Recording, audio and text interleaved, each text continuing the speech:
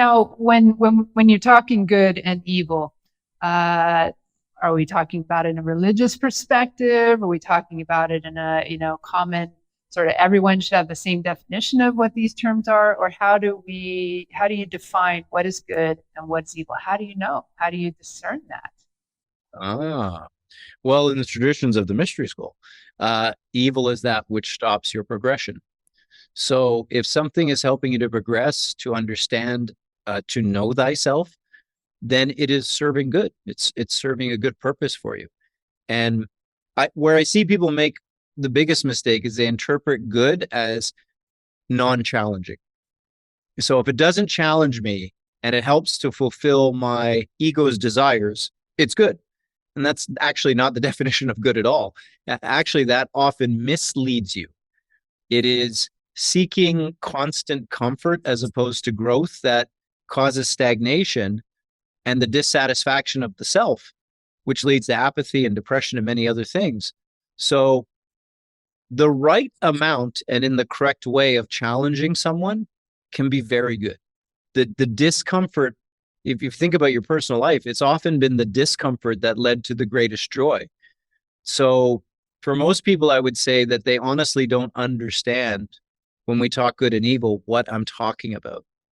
If I were to say that evil creates a repetitive cycle of suffering and that good is that which breaks that cycle into growth, you might begin to have a conception of where we need to go when it comes to good and evil. And a huge part of good is empowerment, is acknowledging the self as a powerful individual who can make a difference for themselves. And so something that disempowers you and creates stagnation and says you can't, that is often something that is evil in your life and is a negative, and you have to stand up against that and find that strength to do it. Mm-hmm. Mm-hmm. Well said. Now, one of the things that you mentioned before is Shambhala, and that we, are very much on this mission of trying to help make the world become a better place, what we call Shambhala, a more balanced world, a more sustainable world, harmonious, and yet it'll be futuristic at the same time. Now, when we look at the world today, it's very easy to get dismayed. It's very easy to look at the world and say it's falling apart, or we're backtracking, we're regressing. Is there any hope, right? In where, like, how far out is it that this new Shambhala might actually come? What's it going to take to succeed at fulfilling this mission and making that leap? When you look at the world, where's the hope, and how do we bring that in to help encourage people, that there is a real strong chance that we're going to succeed at this?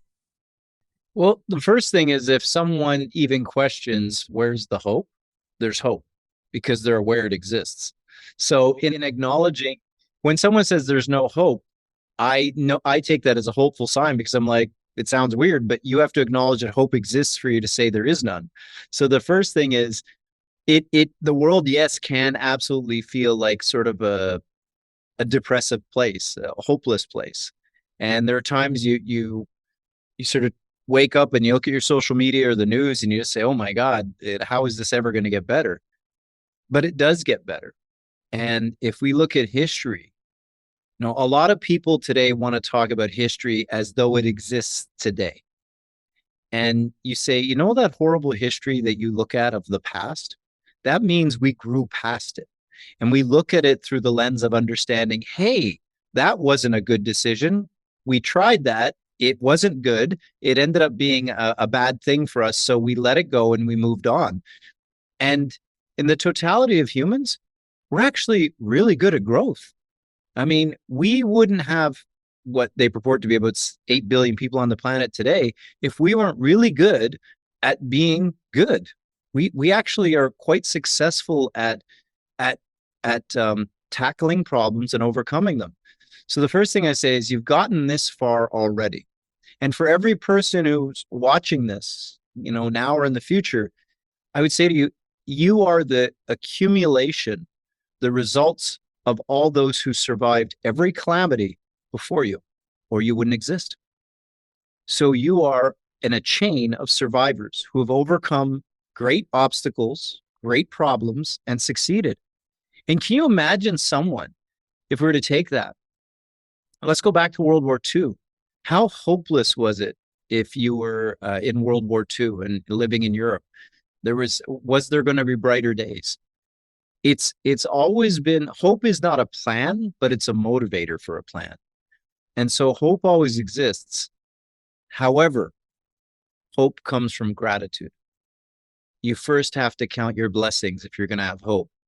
And as you count your blessings, so do you realize that there is hope, because there are good things.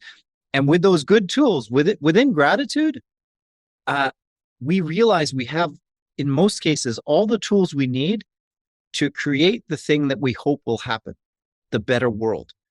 It's in counting the very things that you have today in front of you that you're grateful for that allows you to go, oh, I now can actually make a better world. I just was missing my blessings.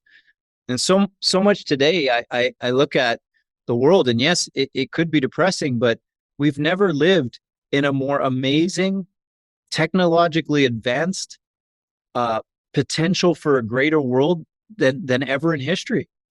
You know, when I was a kid, if you had said to me, you're going to have a device that sits in your hand that gives you all the knowledge of the world in it, I would have went, are you crazy? That's sci-fi. That's Star Trek. And that's your cell phone today. You know, and that's just one tiny thing of where we're going. Self-driving cars, my God. The only thing I'm disappointed in is flying cars. I'm still waiting for the flying cars. Where are the flying cars? I want them. They're happening. I just heard the other day that even Dubai and Japan are starting to give licenses for flying taxis. So they're coming. Yeah, that's the only thing. That's the only thing. But there's always been hope for the planet. And it is usually on the other side of the darkest days that our greatest potential has come. And so if these are dark days, then you can look forward to a much brighter future, because through the darkness, we've learned so much about what we don't like about it, you know, when we're challenged by all of this. So what creates the potential and the light is the response by the darkness to that light. So usually the world gets crazier when there's more light coming in, not the other way around. You know, it is the resistance to that light, to that better way, that causes the calamities, but those eventually die off. And what's left is the good that came in, and we sort of elevate from that position. So is there hope? Yes. And should we be grateful for it? 100%. Join us again as we continue to dive deeper into this enlightening conversation with Ipsissimus Dave Lanyon on the next episode of Quantum Minds TV. This conscious conversation was created, produced, and recorded by Dr. Theresa Bullard in collaboration with Dave Lanyon, and edited by Verse Content and HH Films and Photo. The theme music was created by Tim Mountain of Even Load Productions. Quantum Minds TV is a product of the Quantum Learning Academy.